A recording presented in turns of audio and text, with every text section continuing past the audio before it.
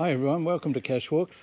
This week, we're taking up the monthly challenge by Lisa of Cache Advance and Joshua, the geocaching vlogger, to release, relocate, or to rescue a trackable.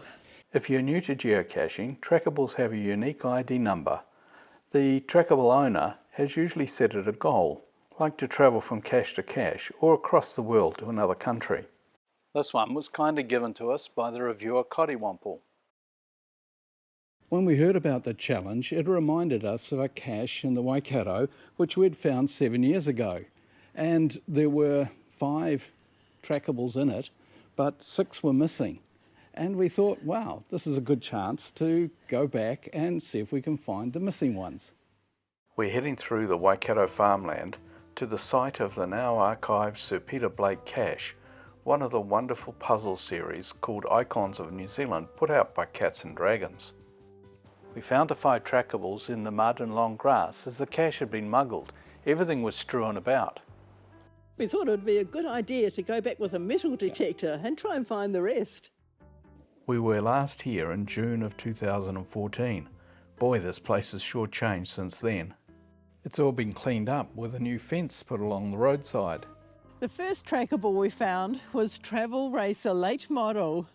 After we put it in a cache in Auckland near our home, it headed down to the South Island and then to California, then on a motorcycle ride to Iowa, Nebraska, Kansas, Oklahoma. It was last in Jerky Crossing, Nebraska in June of 2015. The next trackable we found was called Antonio.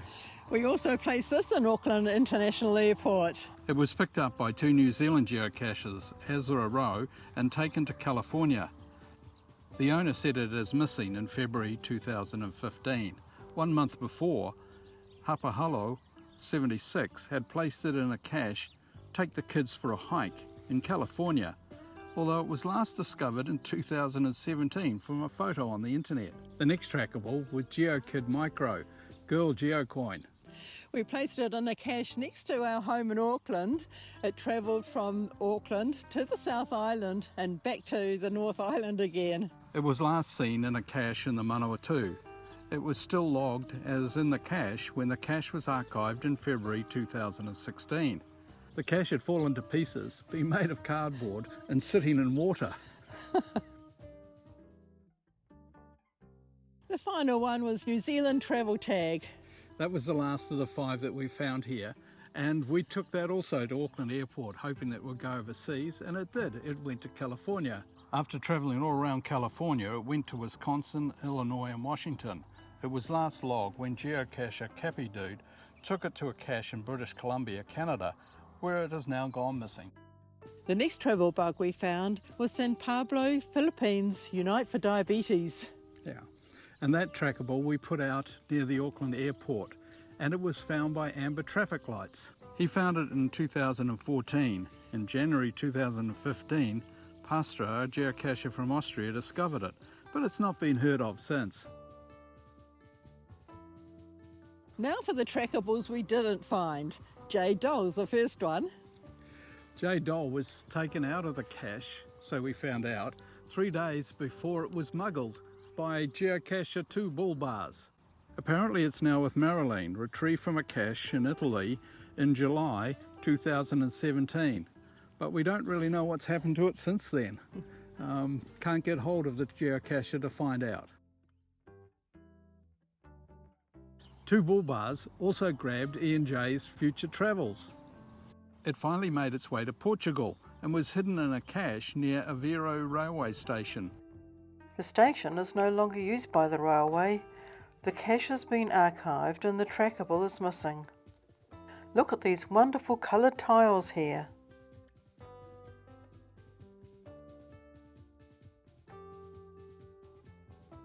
The saddest one is Mini Ambulance POP05. It wasn't here when we looked for it, and it hadn't been grabbed by another geocacher, so it's gone missing from way back then. Sad. And about this item, it says my big brother POP01 is a frontline ambulance based in Puopio and serves the rural and remote King Country area in New Zealand. Yeah, we know a little bit about POPO and POPO1. The Yes. ambulance is in that area Yes. in one of our cache walks. Okay, POPO5's goal is to have recorded on my log page any crashes encountered as part of a safe travelling survey.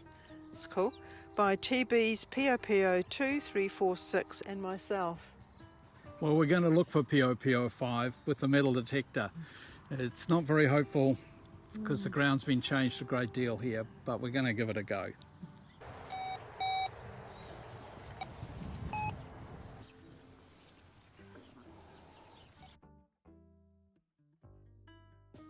I think the area is just too changed with this new fence.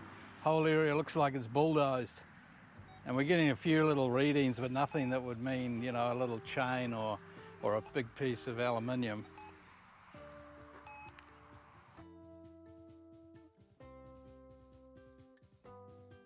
The next one is good news. It's white Jeep travel bug Maggie. And it's in the hands of Zork5 and still travelling. Yeah, great to see one still on the journey. Oh, yes.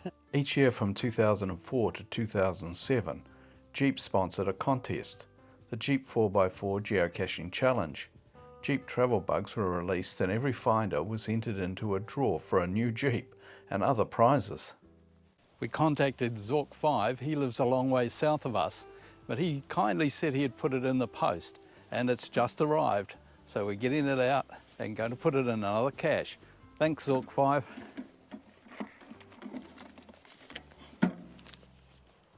Maggie was released in 2005. 8 years later, the original Jeep had changed and the aluminium dog tag was now plastic. If anyone knows why this happened, please leave a message in the comments below. Okay, the trackable, the little Jeep, is going into this cache and it's the only one that's still travelling, so good luck to the little Jeep. This is the last trackable. It's Cache Karen's Colours of Geocaching Optimism. And we're at Hamilton Gardens. There's a small chance that it might be here. So let's check it out. The cache is just down here. Kiwi Fruits dropped it off into Gardens Gift, a cache here in Hamilton Gardens.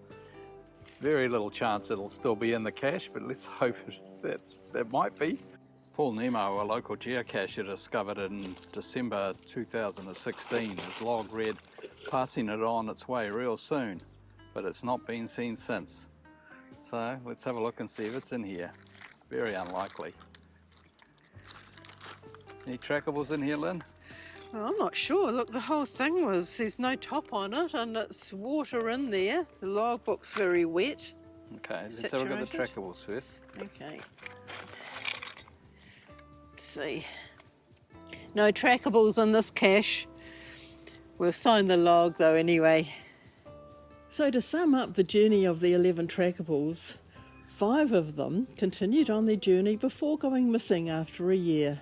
Of the 6 that had avoided the destruction of the cache, 2 went missing at the time and have not been found. 3 continued on for around 2 more years and 1 still travelling. Thanks for watching. And don't forget to go geocaching.